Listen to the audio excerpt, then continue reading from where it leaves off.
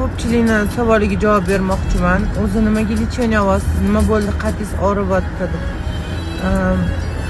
Ayol kishi birinchi farzandini kutib tug'adi. Ikkinchi farzandini uni ham xohlamasdan bo'lib qoladi. Deylik, orasi yaqin bo'lsa, bizda plan bilan tug'adigan ayollar juda ham kamdan kam. 3-4 farzandini bo'lsa, уже plan bilan qachon tug'ishini o'zi planlashtirib, mo'ljallab, ya'ni endi hammasi Allohdan. Mana shu yil tug'aman, mana shu yoshimda tug'aman deb planlashtirar ekan. Men homilador bo'lganimda o'g'illarimga kesa yeganimda, tug'ganimdan keyin bu odatim qolib ketardi. Cho'ta Hadichada qolmadi. Yana kesa yeyishni davom ettirdim.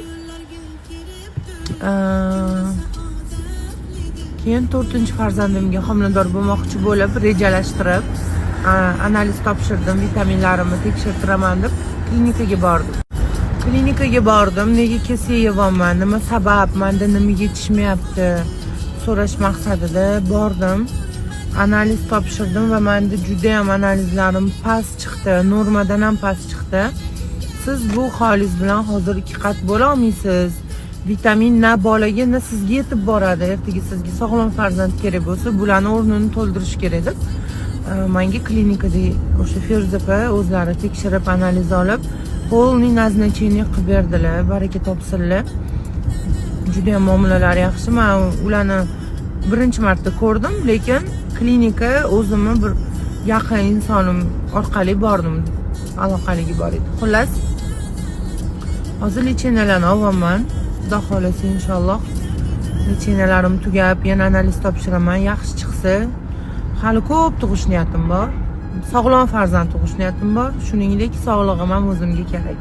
To'ram hozir pechenkalarimga tegishli emas, balki ularni turmush o'rtog'iga tegishli. Endi uylangan bolalar balki meni kuzatar. Xotininglarni asranglar. Ayol kishini joni 40 deb bekorga bu maqol chiqmagan.